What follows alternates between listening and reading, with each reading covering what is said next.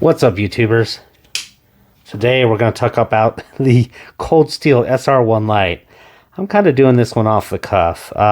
This was part 3 of the knives that I bought during the Cold Steel panic of 2020 when they got sold to GSM Outdoors. And the first ones were the Tiger Claw and the Recon 1.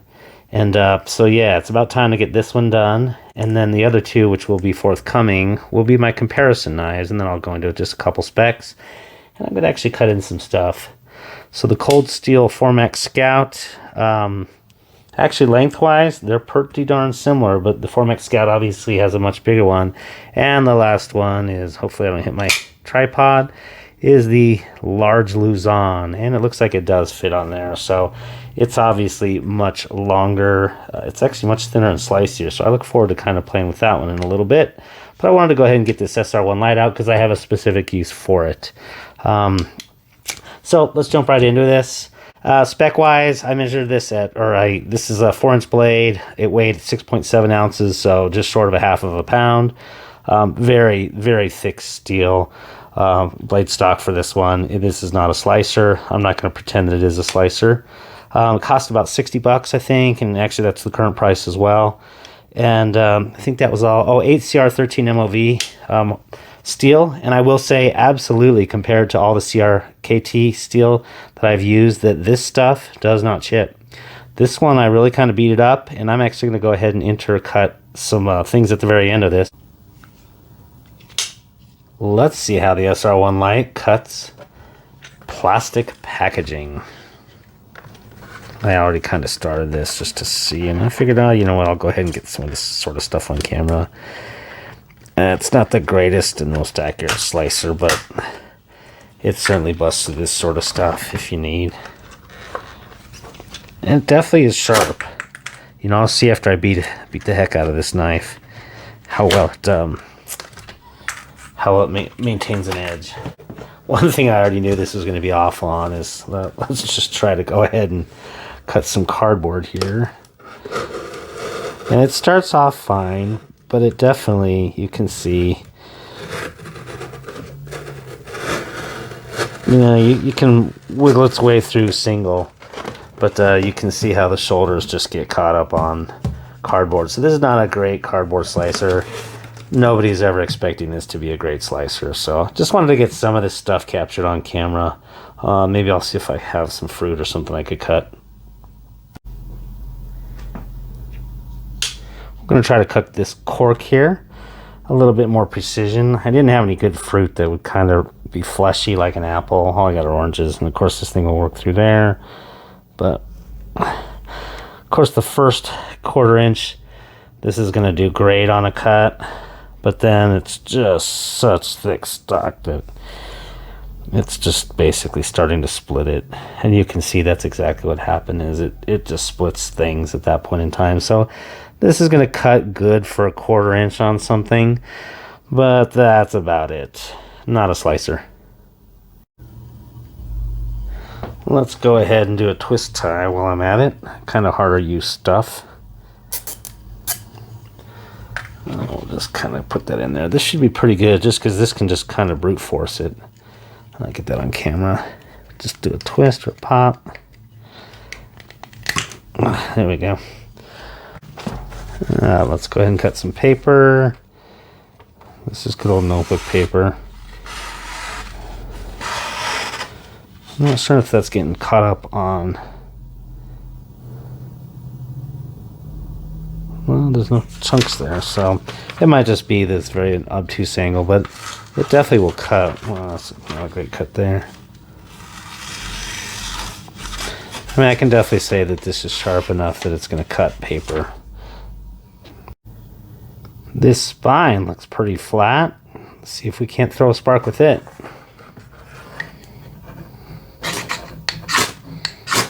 Yep, throws a pretty good spark. But in terms of pros and cons, this is not a slicer. This is definitely a beater, a heavy knife. But on the pro side, I definitely love about this that they went ahead and made the thumb stud deployment symmetrical versus some of their knives. They actually will have a little bit smaller to, I guess determine, and you can swap it, but I like not having to swap this. I can just use it one-handed or left-handed, and I don't have to think about or have to work and deal with the smaller one. So that's really on the plus side. This knife is very inexpensive for what you get. It's extremely tough. The Grivery handles are super grippy and marvelous. Work well with gloves. This is you can deploy this one-handed. You got to give it a little bit of English sometimes because it has quite the big blade on it. Yeah, pro side, like I said, inexpensive, very good beater. Has a very strong tip, of course, just the way that this Tanto is cut. I don't know how it's, and it's also maintained pretty good sharpness. A couple chips on that from some kind of beaten work on it, just to try that out. But yeah, so that on the pro side, you got your great triad lock, super strong. You can definitely pry things with this, though don't pry with a knife, of course, quote unquote, in quotes. And there's just a little bit of side-to-side blade play, and but I don't really care on this. This is definitely a beater knife, so a great value beat up. On the con side on this particular knife, for me, is the lock back here ended up very sharp. You can actually see that it just, this literally can cut your hands, and it absolutely easily scrapes off. It's just this side though. It's not the where the clip side is. So that side was actually chamfered nice. I'm probably gonna have to take this thing apart and get that backlock yoke just knocked down a little bit. Definitely one of the cons.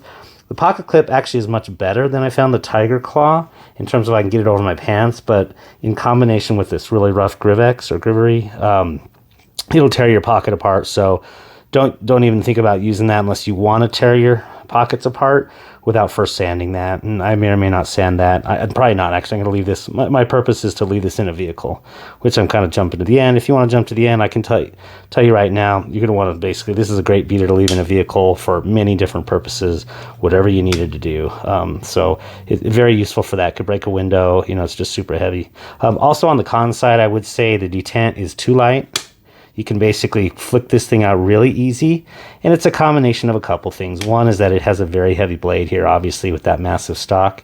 But the other thing that I thought was just a little bit weak, and you can kind of see it in there, is that the spring to provide the tension for that backlock, it's not big enough. You can see that it was just kind of, I think, a spring used on some other thinner models, and it leaves a lot of space there. So I think, from my perspective, it's very weak in that sense. It's not so weak that if you were really pressing hard and you happen to have, a part of your, let's say like that, it'll come loose. It'll loosen up a little bit, but it's just a little bit loose, I think, on that, and I think that really would have helped that detent. So I think that's somewhat problematic. You have your usual zone here that catches stuff if you're going to go in your pocket. For myself, actually, this is not going to go in a pocket. If I were to use this, I would probably have a little side saddle sort of leather holder, but I found out it fits in perfectly in my one that holds my Leatherman, so I could actually utilize that. In that capacity, you know what? It would be a pretty good carry. That way also it's not concealed, it would be out. So that's not a bad thing. Really, the last thing that I thought was just, I don't know if it's lazy or if other people had this, but it looks as though the backlock, you can literally see how that right there is just basically cut off at an angle. Though the stock will fit between these little liners here, I don't entirely get why that was just cut off. I think they were kind of rushing to get it there, and it just kind of was a little tight and was maybe sticking the lock up in an up position or something like this. And maybe they just said, oh, just kind of cut it at an angle, and then that'll free that material. So that was extremely, I think, kind of lazy. But oh, by the way, the pocket clip is available for tip up left side as well.